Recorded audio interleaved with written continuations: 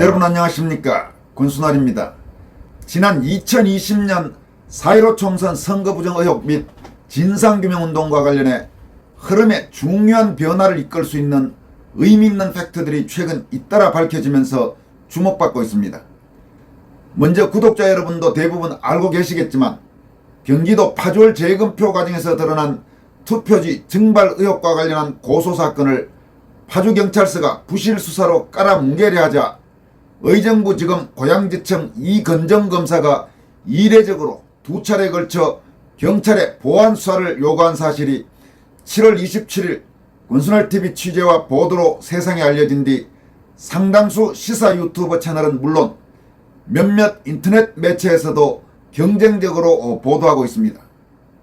또 신생언론 매체인 스카이데일리는 7월 31일 파주을 재검표 당일 재검표장에서 법정 경위들이 나눈 대화 중 석연찮은 내용을 선관위가 투표지 빼돌린다, 4.15 재검표 무슨 일이? 라는 제목으로 보도하기도 했습니다.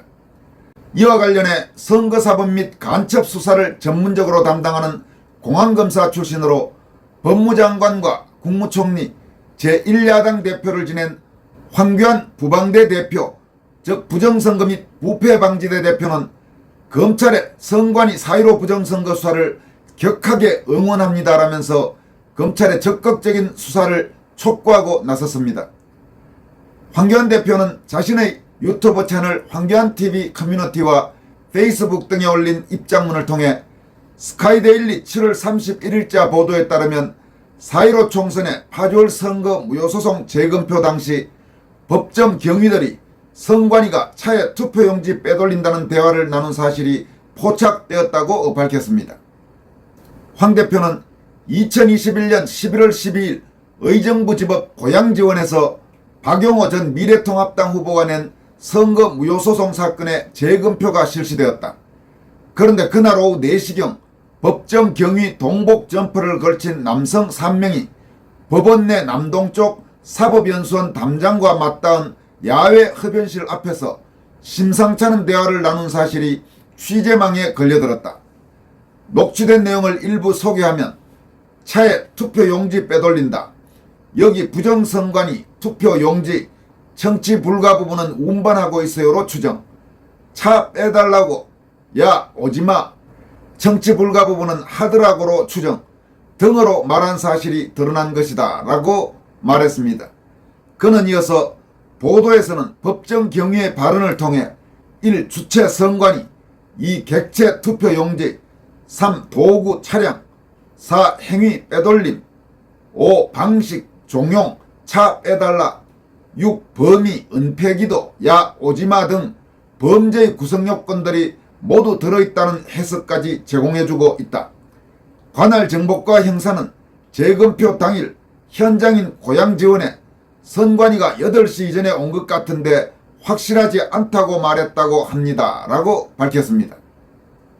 황 대표는 이어서 재검표 전에 투표함에 손을 댄다는 것은 국기를 문란시키는 어마어마한 범죄다. 이제 이미 녹취록까지 있는 법정 경위 3명의 대화 내용에 대한 철저한 수사를 하기만 한다면 부정선거의 진실이 밝혀질 수밖에 없다고 강조했습니다. 그는 또 4.15 총선 때 파주을 투표록에는 파주시 금촌 2동에서 투표관리관 직인이 없는 투표지 20매가 유권자에게 교부됐고 절취하지 못한 번호지가 딸린 투표지도 1매가 있다고 기록되어 있었다. 그리고 금촌 3동에는 이러한 기록이 전혀 없었다. 따라서 재검표 현장에서도 금촌 2동 투표함에서는 투표관리관 직인이 없는 투표지 20매와 절취하지 못한 번호지가 딸린 투표지 1매가 나와야만 하고 금촌 3동 투표함에서는 문제가 있는 투표지가 단 한 장도 나오지 않아야만 하는 것이다 라고 설명했습니다. 황교안 대표는 그런데 이게 웬일인가? 재검표 당일 금촌 2동 투표함에서는 투표관리관의 도장이 찍히지 않은 20매의 투표지가 단 한 장도 나오지 않았다. 절취하지 못한 번호지가 딸린 투표지 1매도 역시 나오지 않았다. 그럼에도 불구하고 전체 투표지 숫자는 딱 맞춰 놓았다.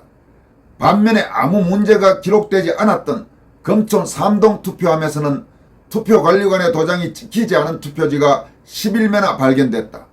이 얼마나 해괴한 일인가.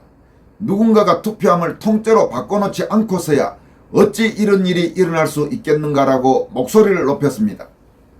황 대표는 이어서 그럼에도 불구하고 파주경찰서는 작년 11월 이 사건을 무혐의 종결 처분했다. 뿐만 아니라 올해 5월에도 또다시 무혐의 불송치 처리한 것으로 드러났다. 즉 검찰로 넘기지 않겠다는 것이다. 경찰에서 아무 일 없던 것으로 처리하겠다는 것이다. 기가 막히지 않은가. 도둑놈에게 생선을 맡긴 꼴이 아니겠는가라고 강도 높게 경찰의 부실 수사를 질타했습니다. 그는 이어서 그러나 검찰은 작년 11월에도 보안수사를 지시했고 올해 5월에도 또다시 보안수사를 지시했다. 이는 검찰이 부정선거 혐의가 있는 것으로 본다는 의미다. 이렇게 강조했습니다. 여기에서 황교안 대표가 검찰이 작년 11월과 올해 5월에 보안수사를 지시했다라고 쓴 것은 팩트를 조금 잘못 알고 쓴 것으로 보입니다. 검찰 구체적으로 의정부지검 고양지청의 이건정 검사가 파주경찰서에 대해서 보안수사를 지시한 것은 작년 12월 29일에 첫 번째로 보안수사를 지시했고 이어서 올해 7월 19일에 두 번째로 보안수사를 지시했습니다. 그러니까 작년 11월과 올해 5월이 아니고 작년 12월과 올해 7월에 보안수사를 지시했습니다.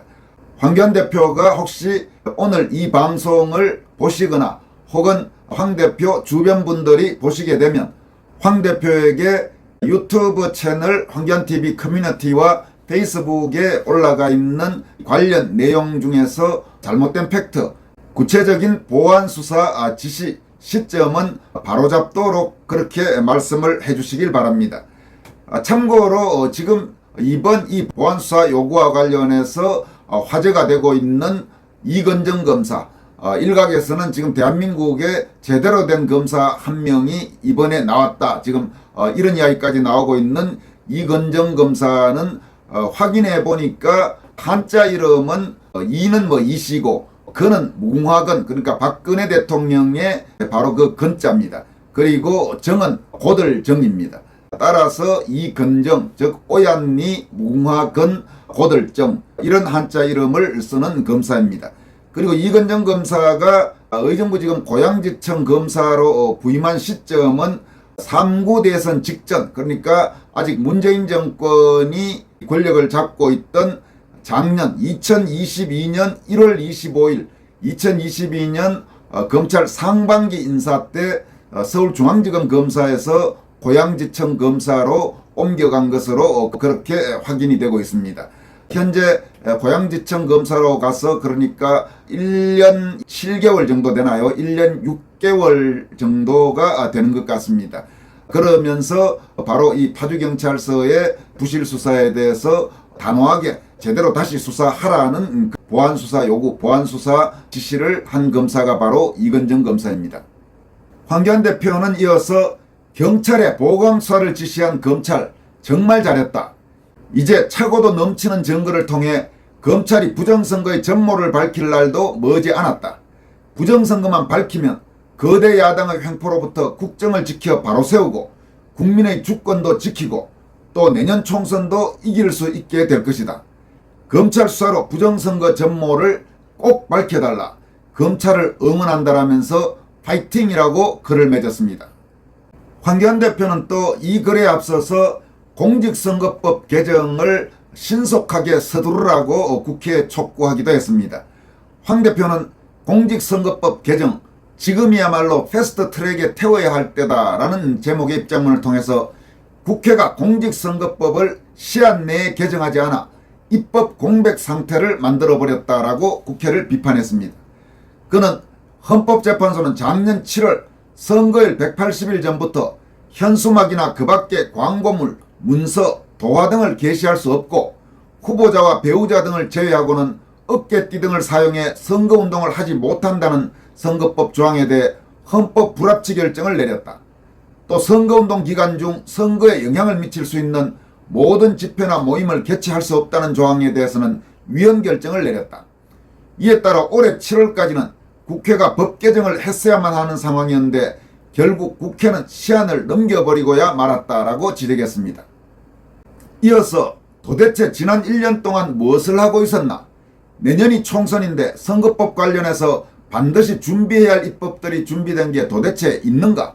선거구 획정 법정 시한도 이미 지나버리지 않았나? 말도 안 되는 준연동형 비례대표제는 앞으로 어떻게 할 건가? 대다수 국민들이 원하는 사전투표제 폐지는 또 어떻게 할 것인가라고 강도 높게 국회를 질타했습니다. 황 대표는 마지막으로 내년이 총선이다. 이제 더 이상 미룰 수 없다. 이미 너무 늦었다. 이번에야말로 선거법 개정안을 패스트트랙에 태우라.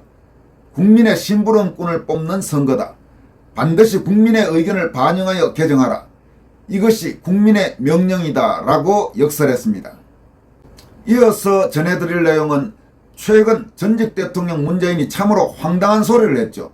문재인 정권 기간 동안에 단 한 건도 금품과 관련된 부정비리가 없었던 청와대 사람들, 이런 표현을 썼습니다. 국민들을 아연실색하게 만드는 말도 안 되는 황당한 소리였습니다. 문재인의 이 같은 발언에 대해서 조선일보 정치부의 박국희 기자가 현장 기자 칼럼을 통해서 강도 높게 질타했습니다. 이번 박국희 기자의 기자 칼럼 제목은 청와대에서 한 건도 금품 비리 없었다고 문의 선택적 기억, 이런 제목입니다. 박 기자는 이 기자 칼럼에서 문재인 전 대통령은 7월 30일 페이스북에 열심히 일했고 달라지려 했고 단 한 건도 금품과 관련된 부정비리가 없었던 당시 청와대 사람들에게 고마운 마음을 전하고 싶다고 했다. 그러나 문재인 청와대를 아는 많은 사람들은 어리둥절하지 않을 수 없었다라고 시작했습니다. 이어서 문재인 청와대 경제수석실의 김모 행정관은 고향 친구이자 1조 6천억 원대 피해를 끼친 라임 자산운용 사기 사건의 전주 김봉현 전 스타모빌리티 회장으로부터 5천여만 원의 뇌물을 받고 라임 관련 내부 문건을 빼돌려준 혐의로 2021년 징역 3년을 선고받았다라고 썼습니다. 이어서 문재인 청와대 민정비서관실의 이모 행정관은 5천억 원대 피해를 끼친 옵티머스 펀드 사기 사건으로 징역 15년을 선고받은 주범의 아내로 옵티머스 관계사 사회이사로 일하다 청와대에 들어온 뒤 뇌물수수 의혹으로 입건됐다라고 지적했습니다. 박국희 기자는 또 문 전 대통령 최측근이었던 송인배 청와대 정무비서관은 야인 시절 2억 9,200만 원의 불법 정치자금을 받은 혐의로 2020년 대법원에서 징역 1년, 집행유예 2년이 확정됐다. 전병헌 청와대 정무석은 국회의원 시절 대기업으로부터 뇌물을 받은 혐의로 2021년 징역 1년, 집행유예 2년이 확정됐다. 조국 청와대 민정수석은 재직 중 성적이 좋지 않은 딸 조민씨가 부산대 의료원장으로부터 받은 600만 원의 장학금이 올 초 1심에서 청탁금지법 유죄 판결을 받았다라고 하나하나 열거했습니다. 박 기자는 이어서 문 전 대통령 30년 친구를 당선시키기 위한 청와대 울산시장 선거 개입 사건, 친문 실세와 친한 비리 공무원에 대한 청와대 감찰 무마 사건 등 문 전 대통령이 콕 집어 언급한 금품과는 관련이 없지만 오히려 국가의 법치 건강을 해쳤던 더욱 심각한 의혹들은 여전히 재판이 진행 중이다라면서 이쯤 되면 단 한 건도 부정비리가 없었던 청와대는 문 전 대통령의 선택적 기억 속에서만 존재하는 가상의 청와대라 할 만하다. 문재인 정권은 민주화 이후 처음으로 5년 만에 정권을 내준 정권으로 역사에 기록됐다. 대선이 끝난 지 1년이 훌쩍 넘었지만 문 전 대통령은 아직도 현실 대신 믿고 싶은 것만 믿고 보고 싶은 것만 보고 있다고 따끔한 일침을 가했습니다. 여러분, 정말 문재인이 하는 행동들, 하는 말들 들어보면 정말 분노가 치밀어 오르지 않을 수가 없는, 정말 어떻게 저런 인간이 대한민국 대통령을 했나 하는 생각을 들 때가 한두 번이 아닙니다. 아마 시청자 여러분들도 비슷한 마음일 거라고 생각합니다. 따라서 저런 문재인을 처리하는 방법은 정말 문재인 정권 시절 저질러진 온갖 범법 혐의에 대해서 철저한 수사를 통해서 문재인 부부를 포함해서 그 누구도 성역이 아닙니다. 철저히 단죄하는 수밖에 없는 게 아닌가, 이렇게 생각합니다. 여기까지 하겠습니다. 고맙습니다.